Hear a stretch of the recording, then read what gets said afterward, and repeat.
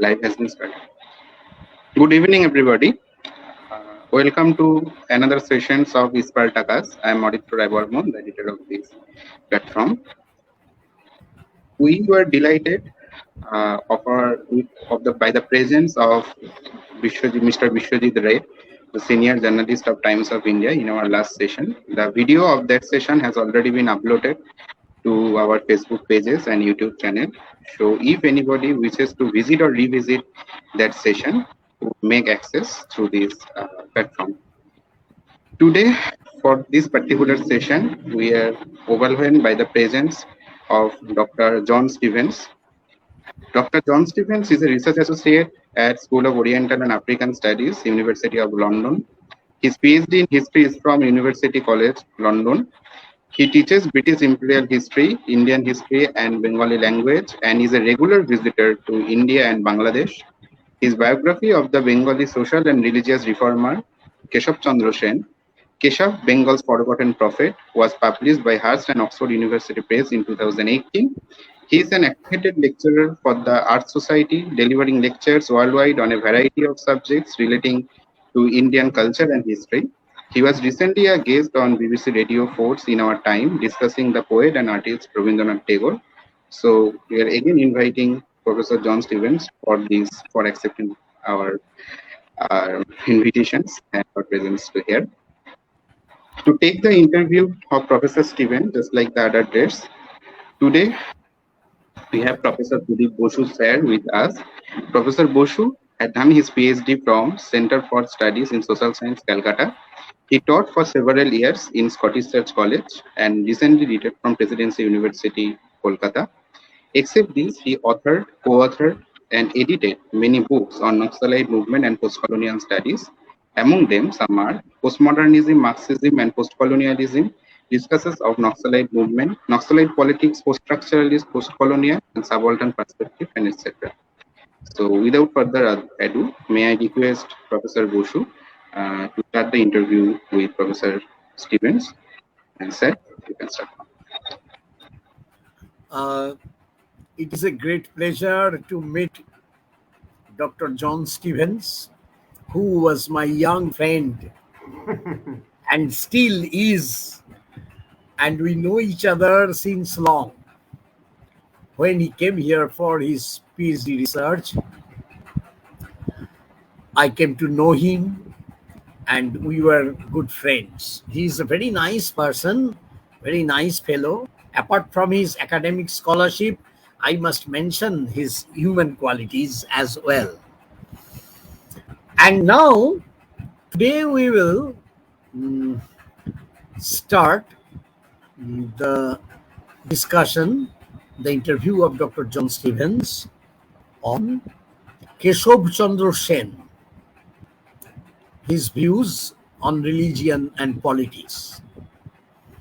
Dr. John Stevens has done a painstaking research on Keshav Chandra Sen, and he published his book, which is a very insightful book, a result of rigorous research. The book is on Keshav Chandra Sen. And now, for the beginning of the interview, I would like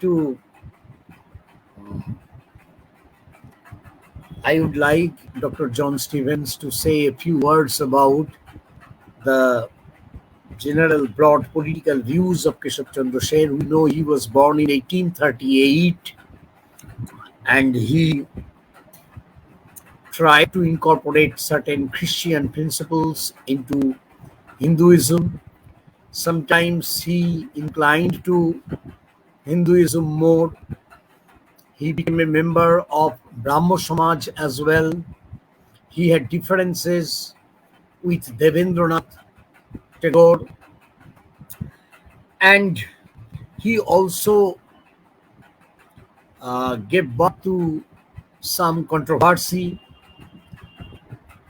And as a whole, Keshav Chandra Sen has been paid little attention as compared to his contemporary reformers and thinkers.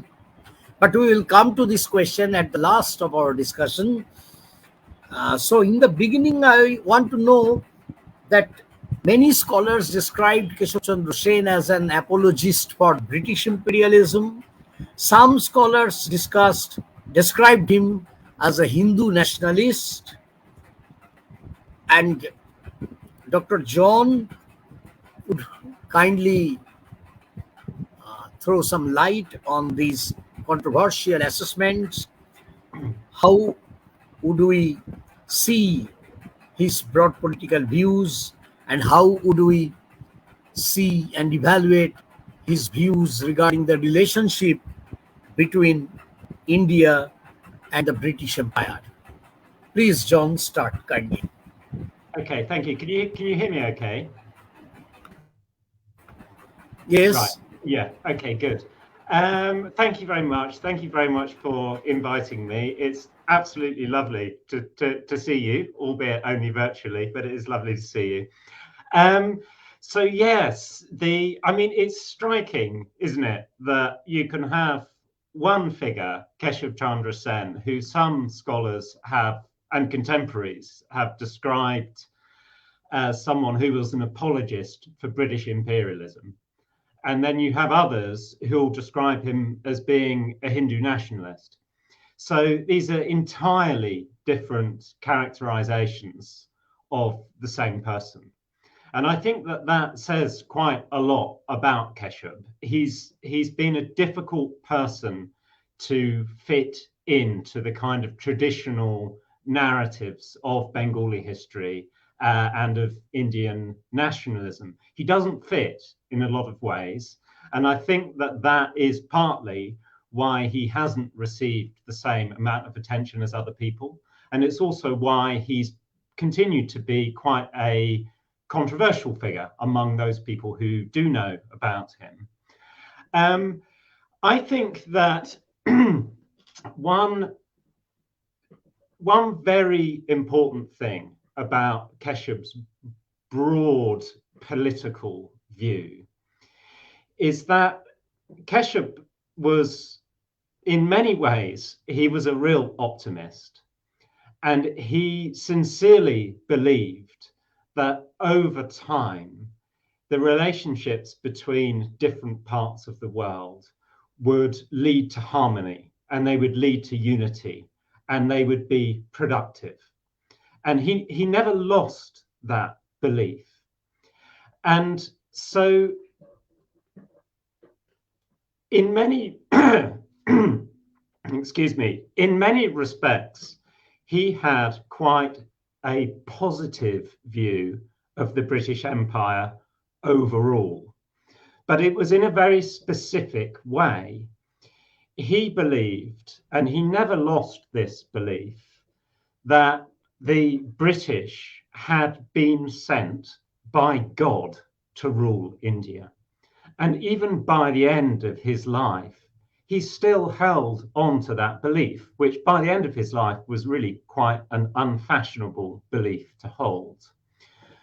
But that didn't really make him an apologist for British imperialism, because Keshav had this very optimistic viewpoint where he genuinely believed that what India could contribute to the world was a kind of spiritual depth, a huge religious knowledge, and a huge ethical and moral knowledge that India could deliver to the world.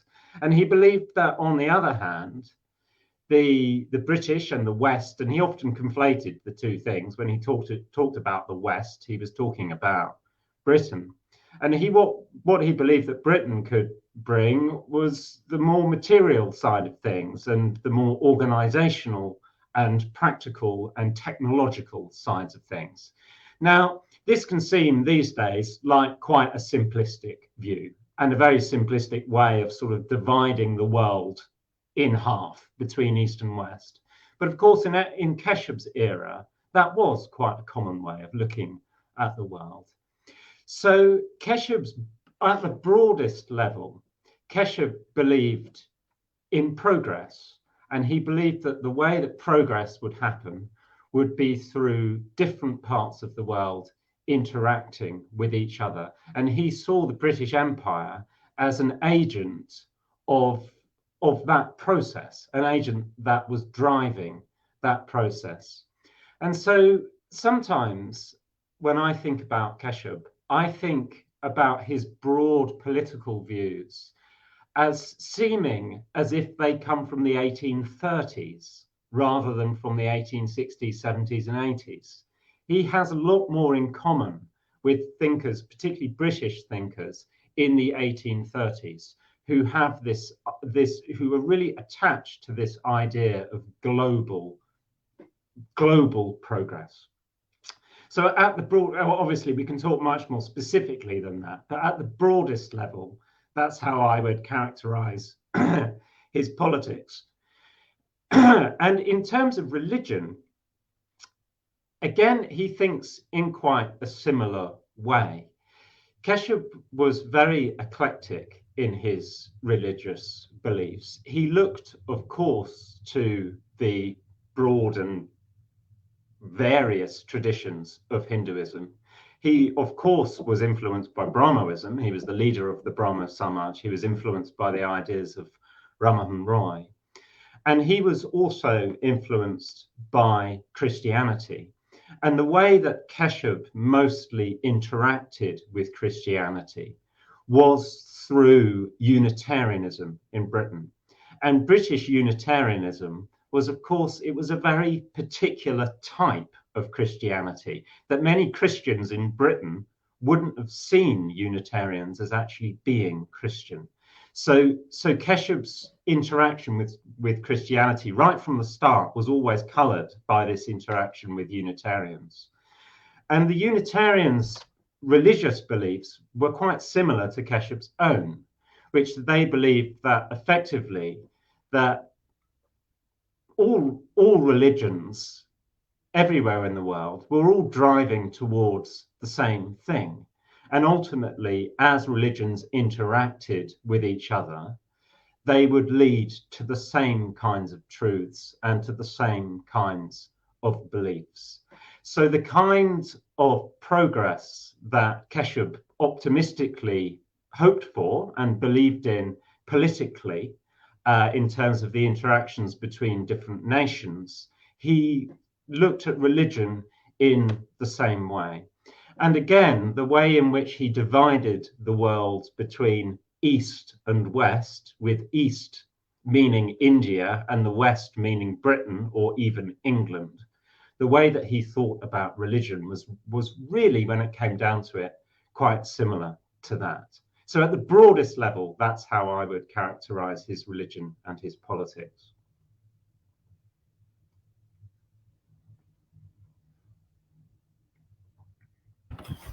Well, thank you, John, for your explanation. We know that Brahmoism, in Bangla it is called Brahmo Dharma. This religion had a long history of rationalism. And since Keshav Chandra Sen was a leader of the Brahmo Samaj movement, do you think that rationalism played a very crucial role in his thought? How will you relate his theory, understanding, and worldview with rationalism? Especially if we understand rationalism in the sense of Enlightenment rationalism of 18th century Europe. How do you relate this 18th century European Enlightenment and its rationalism with the views of Keshav Chandra Sen, who was working in 19th century, mid-19th century India? Yeah, okay. So it's a very interesting question. So just to go back a little bit. You're, of course, absolutely right that the association between rationalism and Brahmanism is a very strong association. And the idea of Rammohn Roy, for example, as someone who was pursuing rational religion, that's a very powerful idea. And certainly, because I've looked a lot at Keshav's interactions with Britain and his visits to Britain, and certainly in Britain, one of the main ways that the Brahmins were characterized, and one of the main appeal that the Brahmins held for British people, was that they were identified with rational religion. And Keshav was absolutely a part of that tradition. That was an enormously important part of the way that he thought and the way that he approached things. And one example of that would be the way that he approached comparative religion, for example.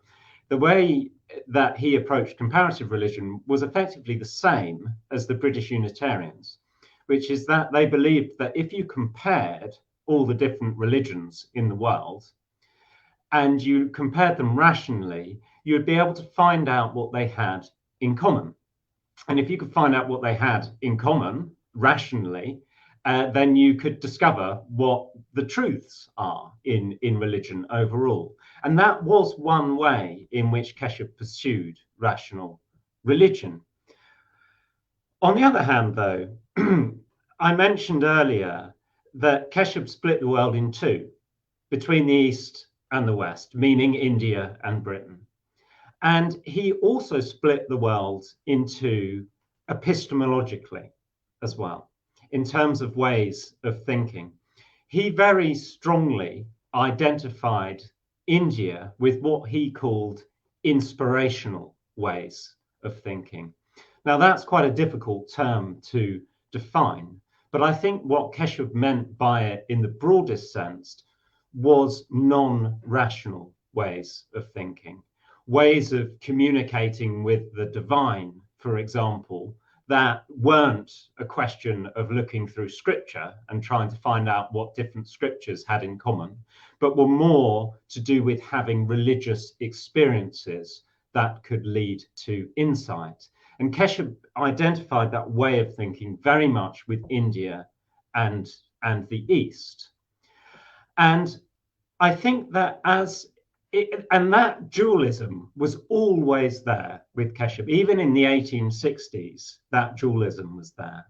But as he got older and as his life went on, I think that he attributed more and more importance to this inspirational mode of thinking that was explicitly irrational.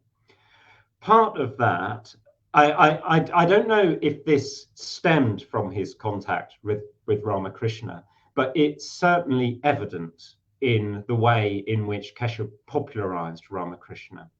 Because what Keshav liked or loved about Ramakrishna was that Ramakrishna to him represented a mode of insight that Westerners didn't have, fundamentally. That's what attracted Keshav to Ramakrishna. And so through his contact with Ramakrishna, you see a shift in Keshav's thought. And in terms of comparative religion, for example, if initially Keshav had thought that in order to figure out what's true in different religions, you compare different religions to each other and you see what they have in common.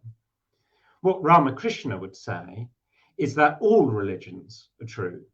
And the thing that you do is that you experience the mode of worship and the modes of inspiration and enlightenment of all these different traditions, which is a fundamentally very, very different way of approaching comparative religion. And what Keshav ended up doing is that he ended up doing both things simultaneously. So, for example, his scholars would do things like produce new translations of various religious texts. But on the other hand, they would pursue activities like, for example, the pilgrimages to saints, which were almost sort of theatrical performances where people would dress up as different religious figures from history in an attempt to try and experience through non-rational modes of thought the insights that those figures had to offer. So rationalism played a very important part for Keshub, but it was only one side of the coin. And that ultimately made him a figure of fascination in Britain, but as time went on, made him less popular in Britain as time went on.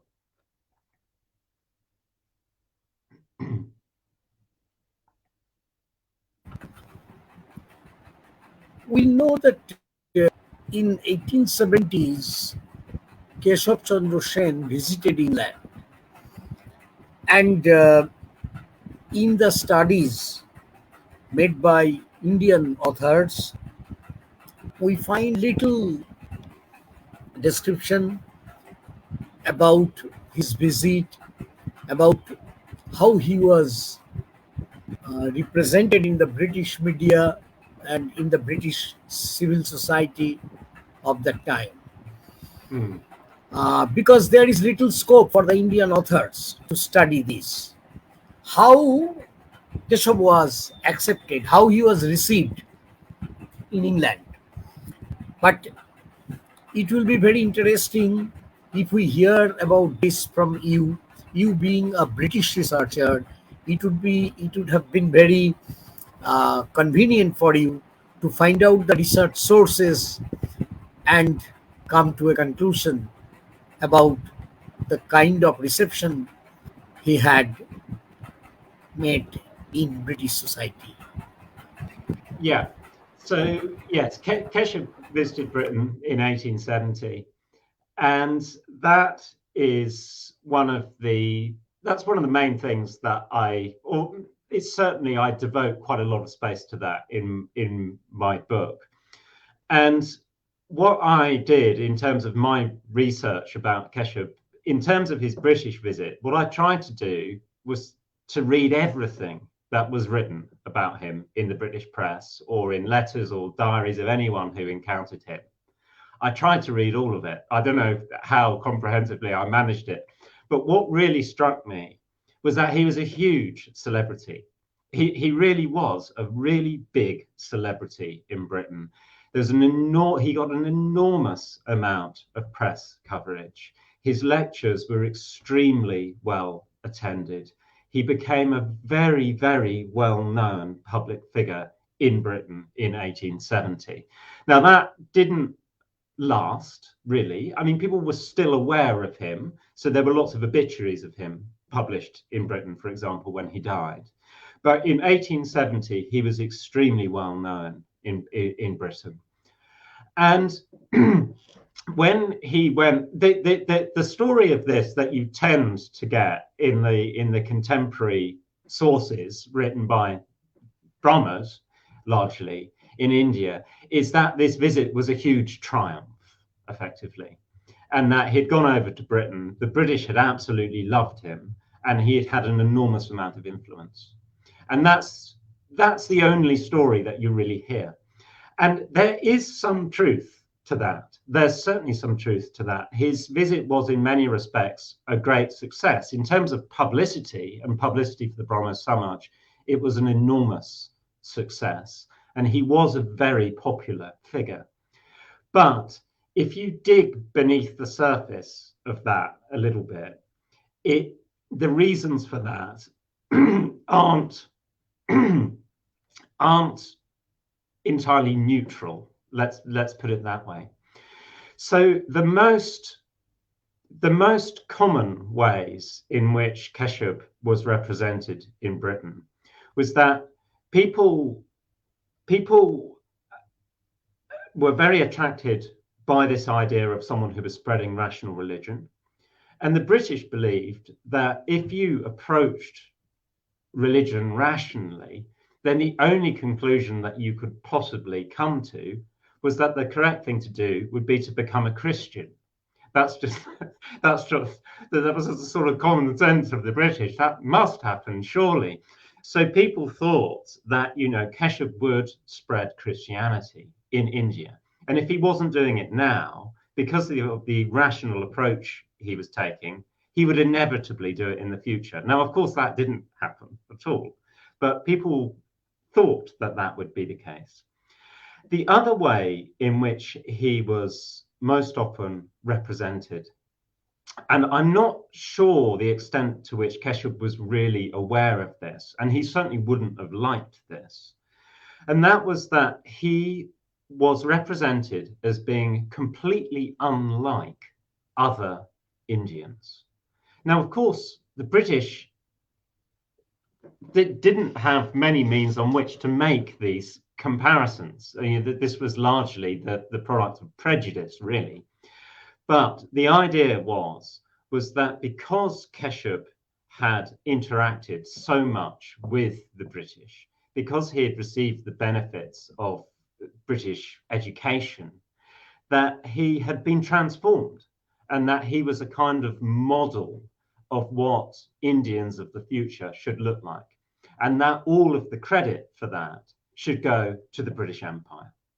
So where there's press coverage of Keshav, it's most often framed as a sort of advertisement for the beneficial effects of British imperialism. Now, of course, that wasn't Keshav's intention at all.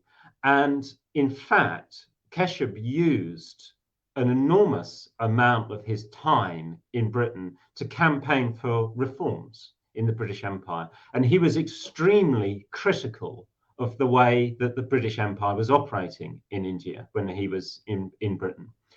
But in spite of that, in a broader sense, the way he was represented was as this sort of advertisement for imperialism and as an advertisement for the beneficial effects of Christianity, and as an advertisement for the idea that if you approach religion rationally, then you will inevitably end up being a Christian. Now, what was interesting, though, was that Keshav's experience of Britain was actually quite different. I think that overall, Keshav was quite disappointed by his visit to Britain. He was shocked by the poverty that he saw in Britain. He didn't expect to see that. That wasn't something that the British talked about a lot in India. So he was absolutely shocked by that. He found, I think overall, he was disappointed by what he saw of religion in Britain. I think that he felt that it was cold and it was intellectual and it was dry. And actually, the effect of him coming here, I think in the end, was when he went back to India, he was in fact much more confident in pursuing the line of modes of religious thought that he identified more as being in keeping with Indian traditions. So in fact, yeah, his experience of Britain was very different to how the British press portrayed it. And of course, once you end up in a load of newspapers, you don't have any control over how your image is manipulated. And I do think that overall, his image was manipulated to act as an advertisement for the unquestionably beneficial effects of the British Empire, which was not his intention.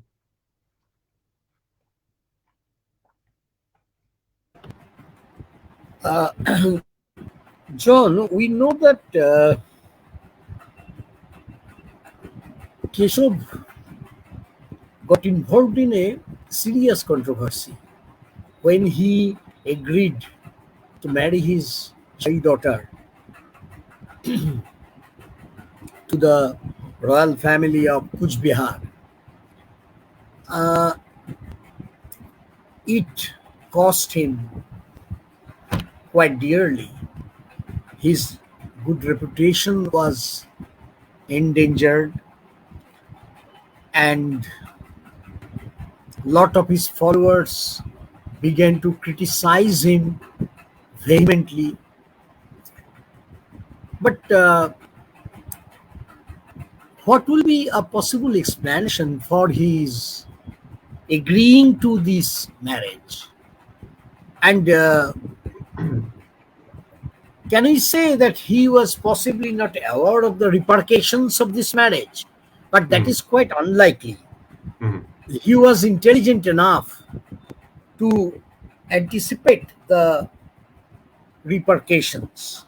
Mm. Still, he agreed to this. How would you explain this?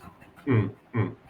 Okay, so this is a question that often comes up in relation to Keshav, because Keshav, of course, campaigned in India for changes in the legal marriageable age of women. And really, this applied to Brahmo women, really. But this was one of the things that he devoted an awful lot of effort to and was successful in. And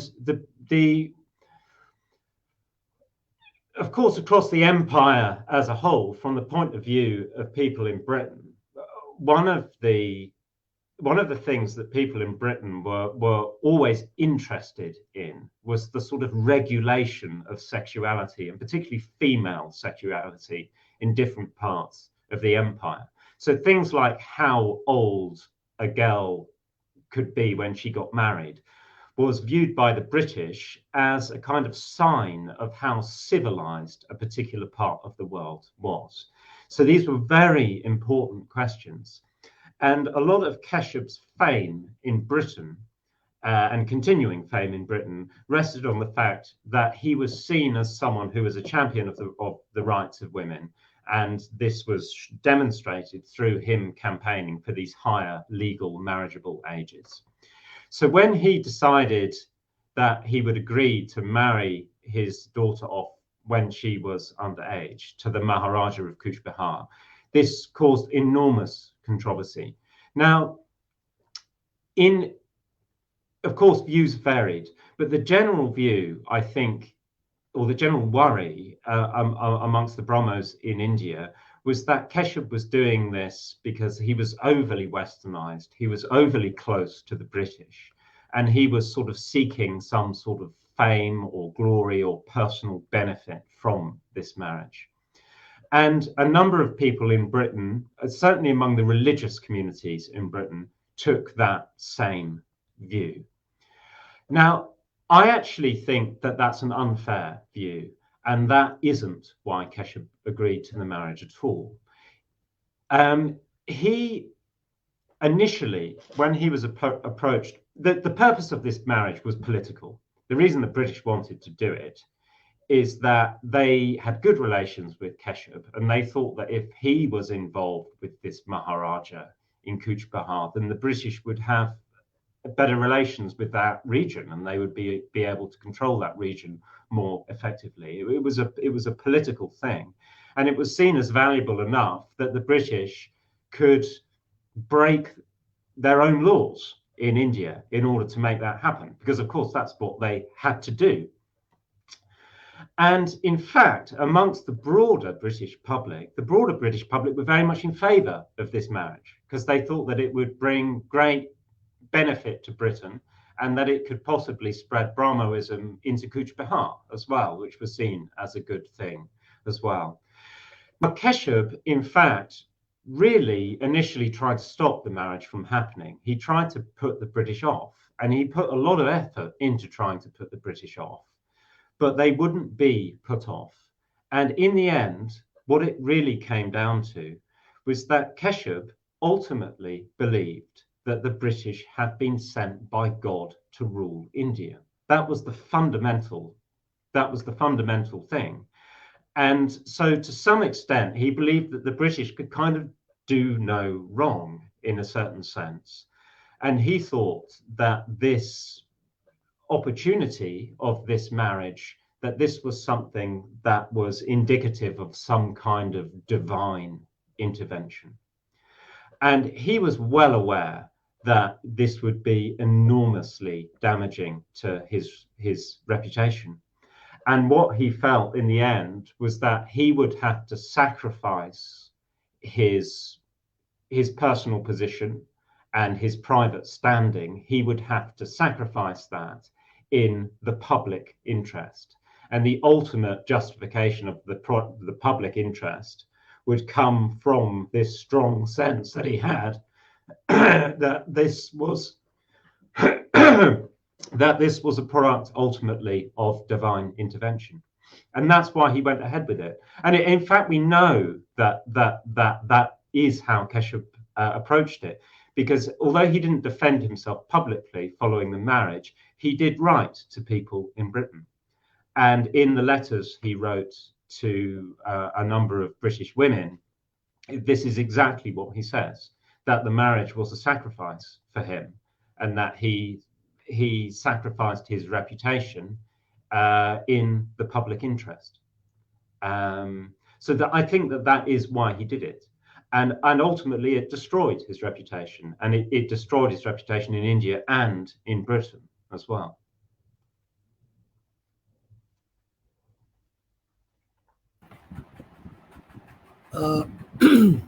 John, if we study Keshup's life in great detail, we have a feeling that Keshup Chandra Sen of 1860s was quite a different person than Keshup Chandra Sen of 1880s. Do you think so? And if you think so, can you please throw some light on this aspect of Keshup's life? What is the possible explanation for this change? If there is a change at all, if you think there is a change at all, and then what are the reasons behind such change? Yeah. So I do think that there are important changes.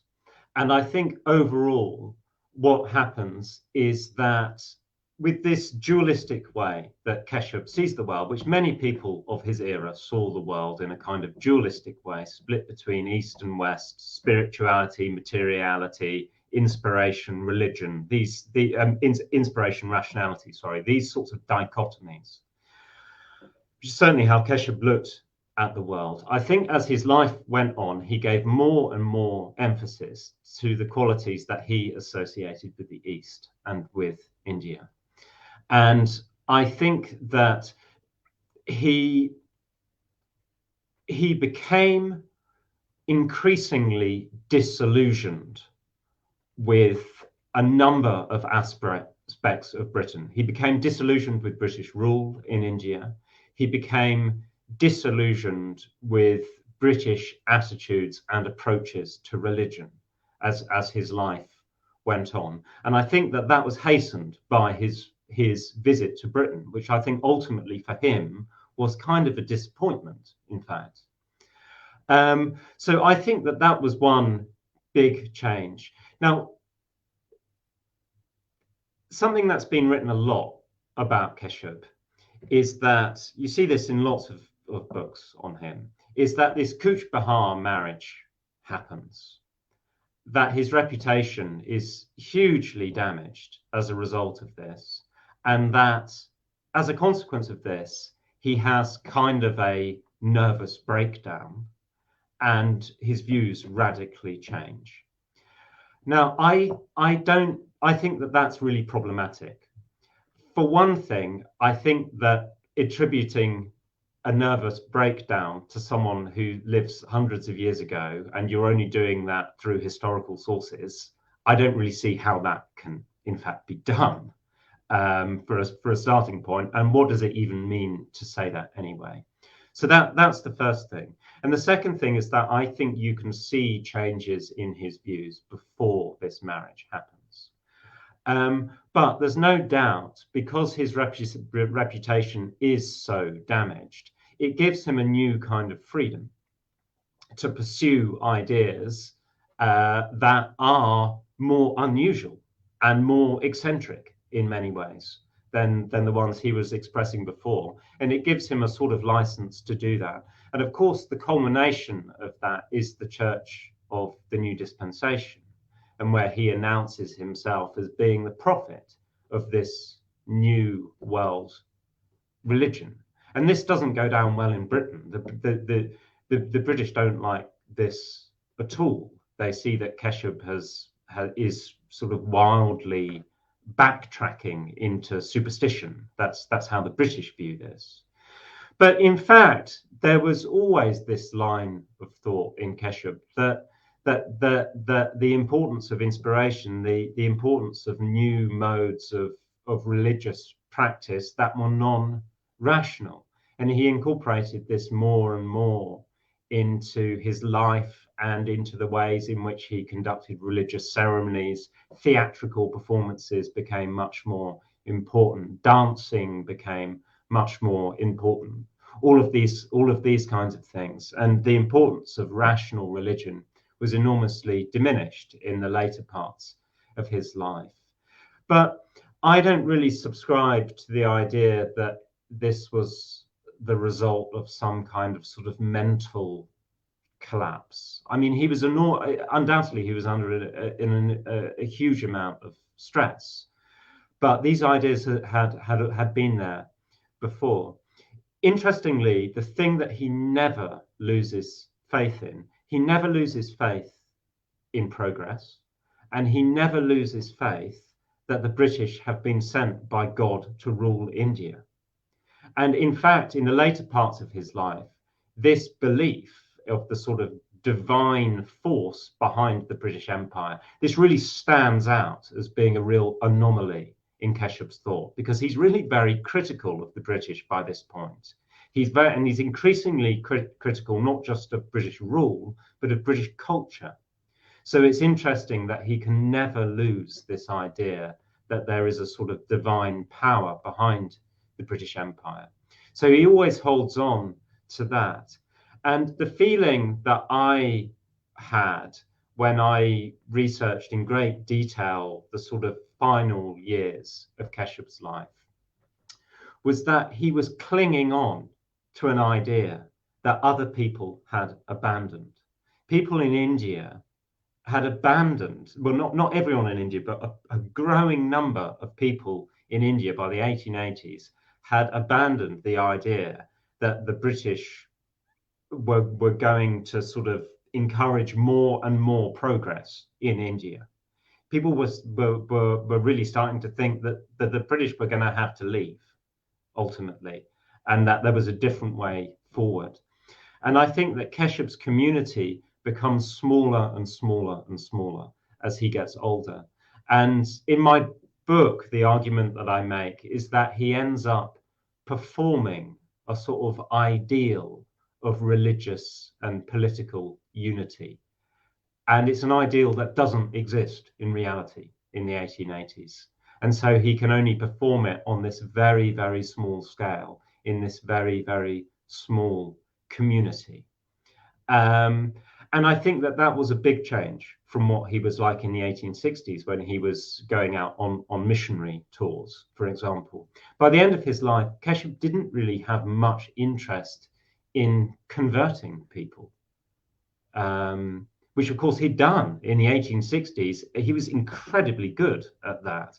By the 1880s, he's not really interested in doing that. And I think it's because ultimately, I think it's because the political landscape shifts in a way which means that Keshub's idea, this sort of old 1830s liberal idea of progress, along with this idea of the British having a sort of divine justification, this idea doesn't fit anymore, but it's so deeply imbricated in the way that he thinks he can't let go of it. And I think that makes him a real anomaly in later life.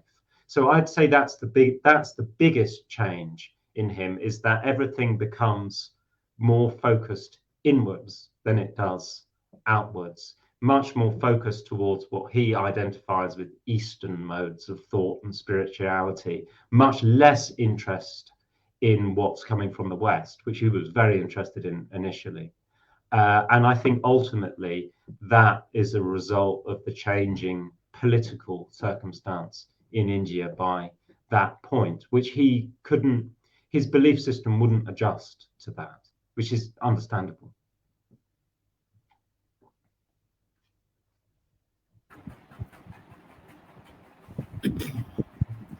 From your study, we can find, and also from the studies made by many other authors, that Keshav had a brilliant mind and uh, an excellent intellectual faculty. But in works of historiography, we find that Keshav Chandra Sen has not been paid adequate attention, especially as compared to his contemporary thinkers or figures, uh, intellectual figures in India, at least in Bengal. Especially, we can think of Raja Ram Mohan Roy. Keshav Chandra Sen does not enjoy so much respect, does not command so much respect and attention as Ram Mohan Roy did. What is the possible explanation for this kind of neglect? If we could call it a neglect, an intellectual neglect, or a historiographical neglect, what could be a possible explanation for this?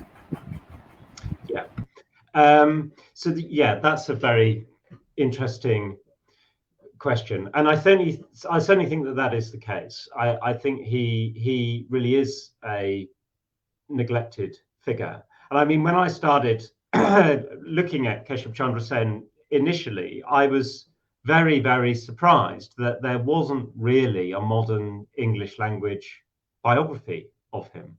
And there was an awful lot of source material, particularly the source material that was in Britain, that no one had ever looked at. And I was extremely surprised by that, considering what a powerful figure he was in his time. Now, I think there's a few reasons for it. I think one of the biggest reasons is that his reputation was ruined in 1878, and he never recovered from that. And I think that is the event that he's most often associated with. And when people do write papers on Keshav Chandra Sen, they often write about that. So I think that's one thing. And I think the other thing about him is that what Keshav was trying to do is that he was trying to bring lots of different strands of thought together and to combine them together in a sort of universalist philosophy. That was what he was trying to do. And I think as a result of that, he's very difficult to pin down. And he can look like he changes his mind a lot. He can look like there's lots of inconsistencies in the way that he thinks. So someone like Ram Mohan Roy, for example, who you could very sort of confidently associate with, say, rationalism, it's more difficult to do that with someone like Keshav Chandra Sen.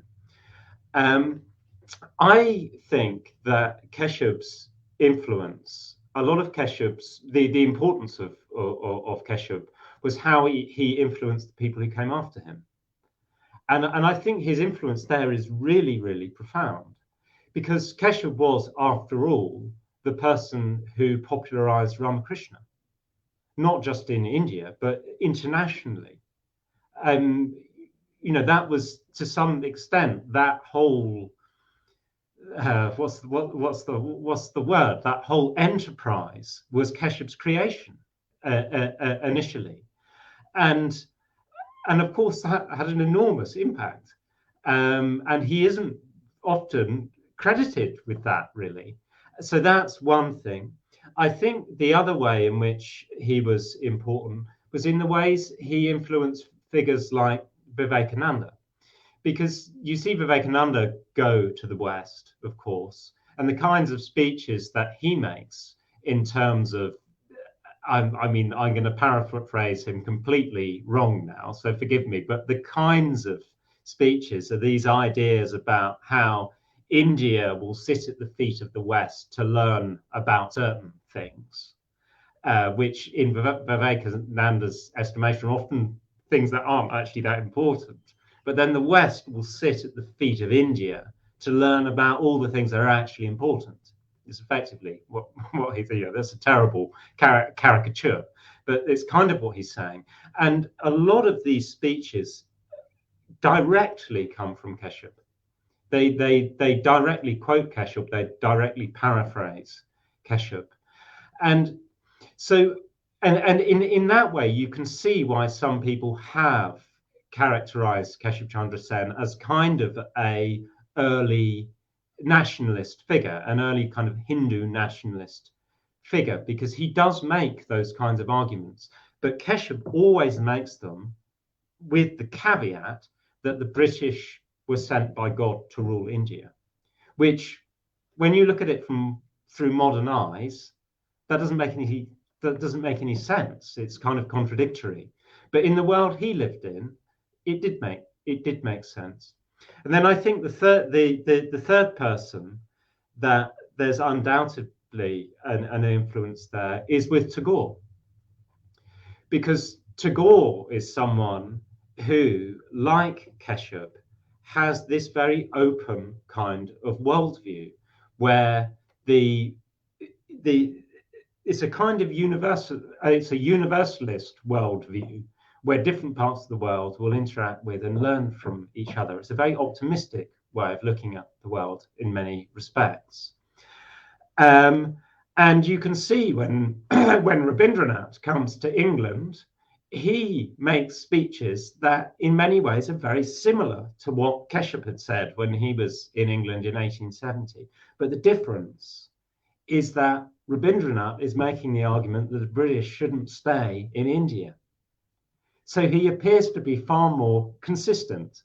So I think it makes, it's not the only reason. There are many, many reasons to write about Rabindranath, of course, but it makes him easier to write about. Whereas Keshup, there's so many contradictory ideas in Keshup, but I don't think that that's necessarily a fault of his. I think it's just because of what he was trying to do.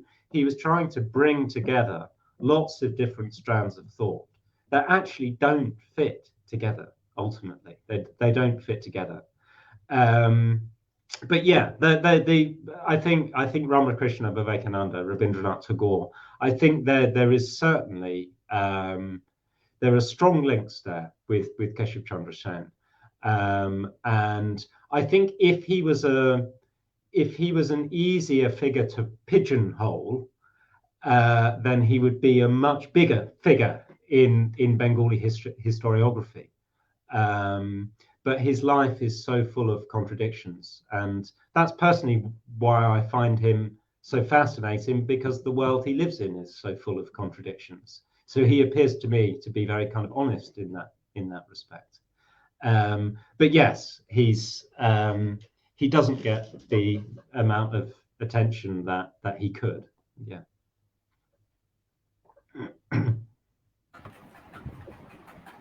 And the last question. Sometimes we are led to believe that Keshup was a Hindu nationalist. And in contemporary India, there is a growth of powerful Hindu nationalist movement, which is called Hindutvavadi movement, and Hindu fundamentalist forces are there. Keshup was also a rationalist. He was a Hindu nationalist and also a rationalist. A contradiction, certainly. I would like to know about your comments, your own comments about Keshup's possible reactions to India in the face of Hindu fundamentalism. Mm. Also in Indian subcontinent, there is a rise of Islamic fundamentalism. In Myanmar, we know Buddhist fundamentalism. Uh, Different fundamentalist religious forces, Mm. sometimes branded as communal forces, have become strong in Asia. Mm. Also, we can think of the Buddhist fundamentalism's growth in Sri Lanka. Also, Christian fundamentalism's rise in certain parts of Europe. Now, do you think Keshav would have repented for his being a Hindu nationalist if he were alive today? Mm. Or Keshav would have thought that if India becomes a Hindu state, that will be a glorious fulfillment of his own dreams? Mm. Or how would have he reacted if he had to face Hindu fundamentalism or Islamic fundamentalism, in general, religious fundamentalism? How would he blend his rationalism, his effort to synthesize different religions of the world, especially synthesis between Christianity Mm. and Hinduism? And in this connection, if you throw some light on his response to Islam, Mm. if there were any. Mm. That is my last question. What would have been the responses of Keshav Chandra Sen Mm. if he were alive today in India, and if he would have seen the rise of religious fundamentalism in different parts of the world, including Hindu nationalism in India or Islamic Hindu nationalism in India, Hindu fundamentalism in India, Mm. also Islamic fundamentalism in Pakistan, Bangladesh, Yeah. and in other parts of the Muslim world. What could be his reaction? Yeah.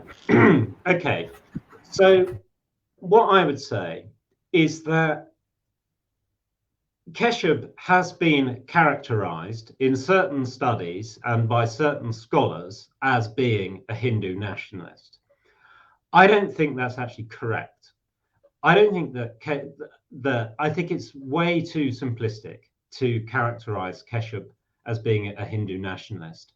And I think that the ways in which he can be identified in that tradition to some extent are really quite benign, which are to the extent that he was a very effective critic of the West. He was an effective critic, and he was an effective advocate for the power and value of the various aspects of Indian culture and Indian religion that he identified with. So he was a powerful advocate and he was a powerful critic. And some people built on his ideas and his modes of argument more. But I don't think that is enough to make Keshav a Hindu nationalist. And I think that actually the tradition that Keshav really belongs to is the tradition of universalism. So I would see universalism in a figure like Rammohn Roy, of course, and then also I see it in Keshav Chandra Sen, and then you see it, of course, in Rabindranath Tagore. And that is the tradition that I would identify Keshav with, not Hindu nationalism. I think that in terms of Keshav's view of the world today, I mean, it's impossible for me to speak for him, of course, but my sense is that Keshav never lost his belief in progress, and he would want all the countries of the world, not just India, to be very outward looking and to be very receptive to other cultures and to work together to try to come up with systems of government and trade and interaction which took lots of different people's views into account and came to some sort of compromise. And that's quite the opposite of being a religious fundamentalist or a nationalist. It's absolutely the opposite. So yeah, and the irony of this kind of thing is that in the 19th century, there's so many people who, because of the modes of communication and transport that they're beginning to have then, people begin to believe that you can transform the whole world, that everyone can cooperate with each other, and you can transform the entire world. Now, of course, the irony of it is that in the 19th century, you actually can't do that. But in the times we live in, you can. And the thing that is rather worrying and disappointing is that these modes of sort of universalist thinking and of global thinking, we see that much less these days. And of course, it's always problematic, because who's going to lead it? You know, in the image of which place are you going to make the world? You know, that's going to be hugely controversial, of course. But the sort of fragmentation into either religious fundamentalism or nationalism, inward-looking countries that aren't interacting so much with other parts of the world, that's a surprising development in a truly global world. And my feeling is that Keshe would have been hugely disappointed by that trend and the missed opportunity that it represents. In terms of, you also asked about Islam, Keshe writes less about Islam, but his scholars do produce translations of the Quran. And really, his view of Islam is the view of any other religion that he really encounters, which is that there's going to be an awful lot of truth within that religion. And so you should learn from it and study it, and ultimately try to integrate it with other forms of thought. That said, he writes less about Islam than he does about Hinduism or Christianity. But yes, I would say overall, it's the universalist tradition, which is a strong tradition in Bengal. That is the tradition that I would identify Keshe with, not the Hindu nationalist tradition. One short question, I cannot resist myself asking that, did ever Rabindranath Tagore, and you know in Bangla we call Rabindranath Thakur, anyway, that is your Tagore. Yeah. Did these two persons ever meet? Did they make any comment about each other? Yeah, there isn't much. I was really hoping that there would be when I was writing my book. I was really hoping that there would be, and there isn't much. Rabindranath does mention Keshe, but not much. And to be honest, to be very honest, what I really hoped was that in the final sections of my book, where I sort of talk about Keshav's influence, I was hoping that I could really establish really quite strong connections. And I was thinking, well, you know, there is this strand of universalism. There is this trajectory that goes from Keshav to Tagore, and I could perhaps make quite a big deal of that. And actually, when you look at the evidence, there isn't much evidence. So I couldn't actually do that in the end. So no, it isn't the case that Tagore talked a lot about Keshav Chandra Sen. Like I would love that to be so for the sake of my book, but no, that's too much of a stretch. So I could say that in my view, there is this continuity of thought, which is quite a broad continuity of thought represented by this tradition of universalism in Bengal. But no, it's not as if Rabindranath is talking about Keshav Chandra Sen all the time. Like, he's not. Thank you, John. Thank you for your wonderful analysis. It has been a very interesting discussion, interview. Now, I ask Orithro to do his part, and if there is any question, and if you, Orithro, if you yourself, you are also, you belong to history, and John also belongs to history, and Orithro, so uh, you have just completed your post graduation in history. If you want, you may also ask any question. If you want, you may, or if there is any question from the audience, my part is over. Thank you, John. Thank you so much. Thank you. Yes, there is a question from our viewers. There is only one question that I can see. This question is from Dhananjay Shaha. Okay, let me upload this question in this pen. Okay. Do you consider religion and its interaction with politics only adapted from East, or it was also rooted in Western societies that had actually Keshav Chandra Sen's argument? So can you see the questions? It is, I have uploaded it on the screen. Yeah, yes, I can see the question on screen. So, okay, to sort of answer that question in quite a general way. So something that's really that was very striking for me when I did research into Keshav Chandra Sen and his interaction with people in Britain was that the kinds of questions that Keshav was grappling with, which were often to do with the relationship between religion and politics, or the relationship between religion and science. But then you could see politics as a kind of science in that era as well. That relationship, the question of the nature of that relationship and how it should best be set up, that was a question that was being debated very much in India and very much in Britain.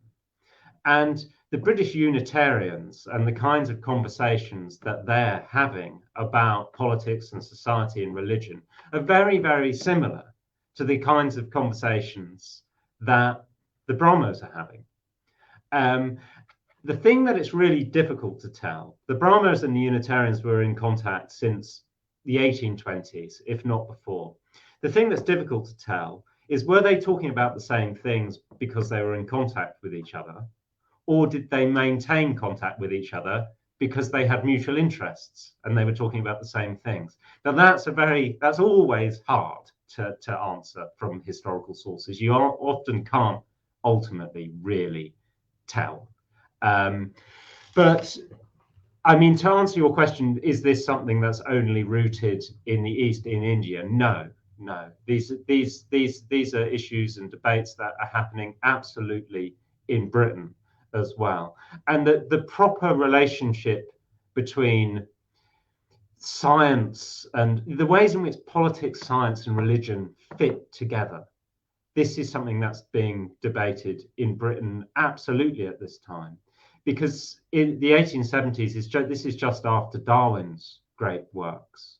So people are enormously worried about what's going to happen to religion once Darwin's works have come out and the influence that they have. So no, this isn't something that is particularly rooted in India at all. It's absolutely in Western societies. And also questions such as the questions of inspiration and these modes of non-rational thinking. Keshav makes the argument that these things are really associated with India, but actually that isn't actually true either. They are associated with India, but they're also associated with many traditions in the West. I mean, there are many traditions in Western forms of Christianity that have a huge emphasis on non-rational modes of thinking and inspiration and these sorts of things. So no, I think all of these arguments are happening in the West as well. Yeah.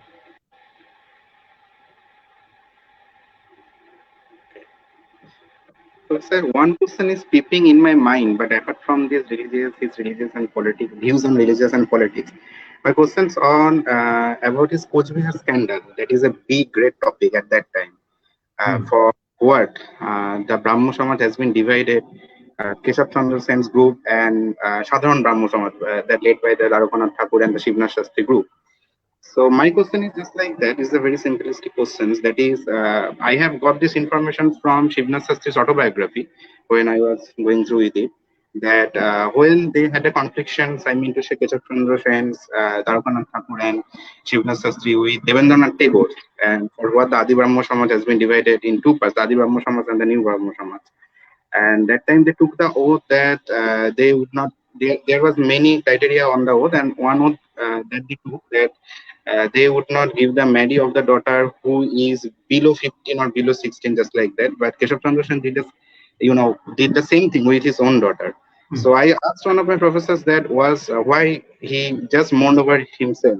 So his reply was that he was a human being, so probably was his own decisions on his daughter. So what do you think, sir?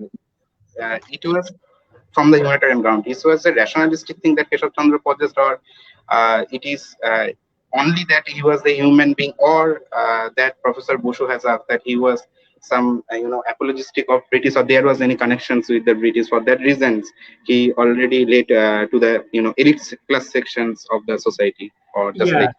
So I mean, as we kind of touched on this earlier, but so I don't know if I can really expand on what I said, but my view on this is that the key factor in the Cooch Behar marriage was that Keshav believed that there was a kind of divine power behind the British being in India. And he saw this marriage ultimately as a kind of divine intervention in some sense. He felt that there was a divine force behind this opportunity arising. And ultimately, that is why he agreed to it. And he says that explicitly in letters. And I think that that is entirely genuine. And he really did believe that to be the case. And it fits in very well with how he viewed the world generally. He did view the world in terms of, divine power really acting on the world at certain times. And he felt that this is what had happened. And of course, lots of people, when they read that in Britain, they just thought, well, that's just an excuse. Like, he can't believe that. That's just an excuse. But I don't think it was an excuse. I don't think he really was seeking fame and power, really. I think he was aware it would be damaging. It was just this belief that he could not let go of, ever, that the British had been sent by God to rule India.